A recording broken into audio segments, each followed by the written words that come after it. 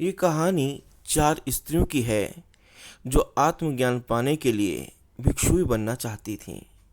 ये स्त्रियां काफ़ी गुरुओं के पास जाती हैं, लेकिन कोई भी उन्हें दीक्षा नहीं देता है। फिर इन स्त्रियों को एक ऐसे गुरु के बारे में पता चलता है जो इन सब गुरुओं से अलग होते हैं, क्योंकि उनका किसी को भी शिष्य बनाने का तरीका बहुत अलग था। वे सबसे बहुत अलग तरीके से शिष्य बनाते थे। चाहे कोई स्त्री हो या पुरुष, वे सभी को शिष्य बनाने से पहले उनसे एक प्रश्न पूछा करते थे। वे सभी चारों स्त्रियां बहुत ही आशा के साथ उन गुरुजी के पास जाती हैं। जब वे उनके पास पहुंच उन्हें प्रणाम करती हैं, तब वे गुरुजी उनसे उनके आने का कारण पूछते हैं। तब वे चारों स्त्रियां कहती हैं कि गुरुदेव, हमने अपने जीवन में मन की शांति खोजी, लेकिन वह शांति हमें कहीं नहीं मिली, जिसकी तलाश में हम न जाने कब से कहाँ कहाँ उसके लिए नहीं भटके। अब हम आपसे दीक्षा लेकर भिक्षुई बनना चाहते हैं और परम सत्य की खोज में लगना चाहते हैं। वे गुरु कहते हैं कि ठीक है, मैं तुम्हें दीक्षा दूंगा, लेकिन उसके लिए तुम्हें मेरे प्रश्न का उत्तर देना होगा। यदि तुम मेरे इस प्रश्न का उत्तर नहीं दे पाती हो तो मैं तुम्हें दीक्षा नहीं दूंगा।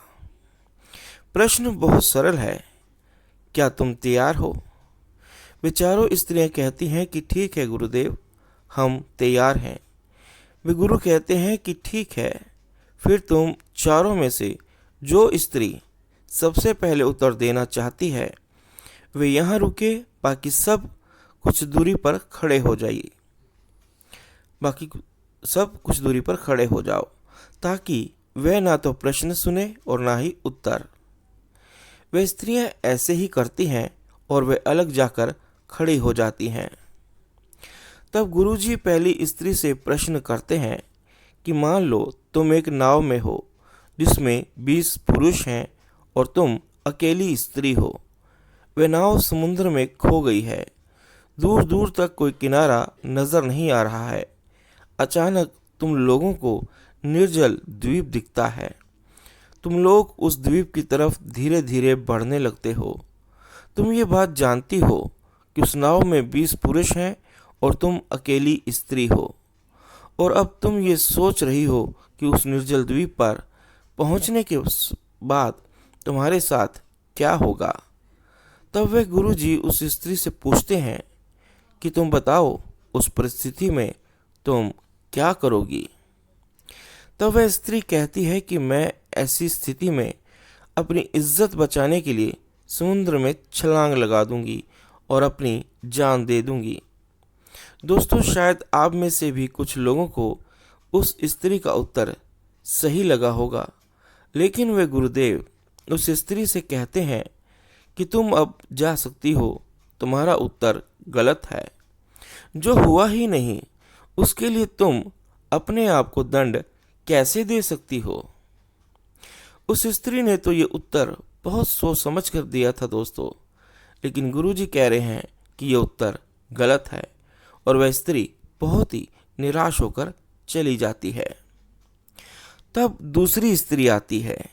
गुरुदेव उससे भी वही प्रश्न करते हैं कि मान लो तुम एक नाव में जा रही हो, उस नाव में 20 पुरुष मौजूद हैं और तुम अकेली स्त्री हो।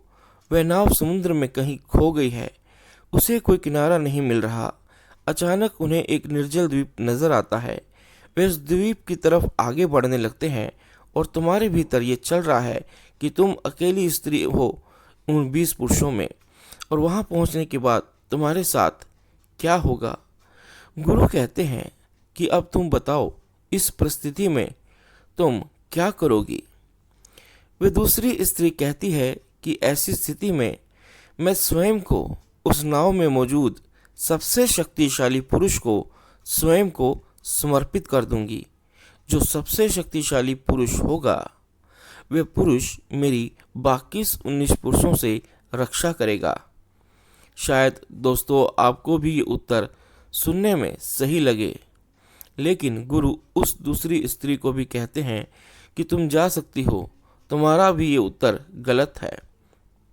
एक पुरुष चाहे कितना शक्तिशाली क्यों ना हो, लेकिन 19 पुरुषों से कमजोर ही होगा। वह स्त्री भी निराश होकर लौट जाती है। तब तीसरी स्त्री आती है।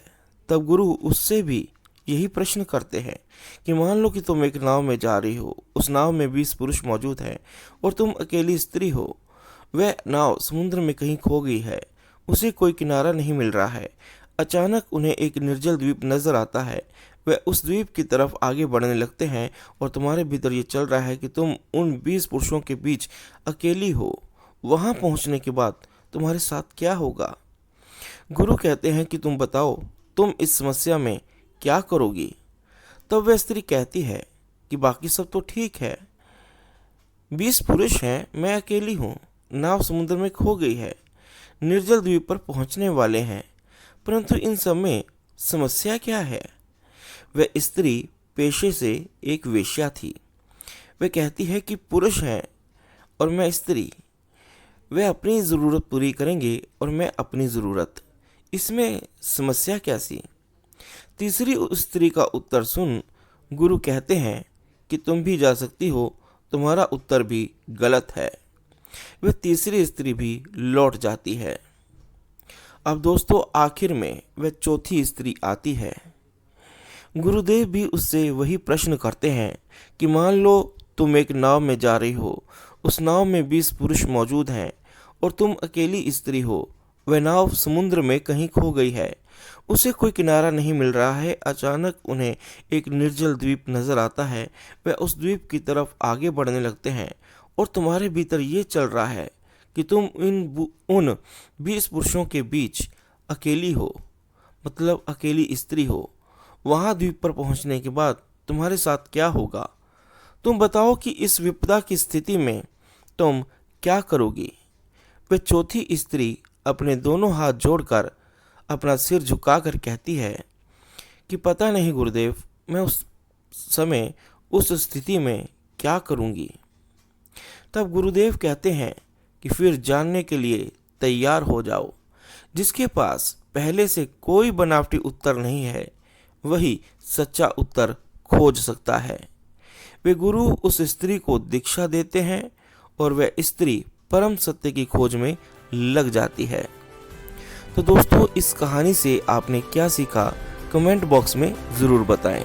धन्यवाद।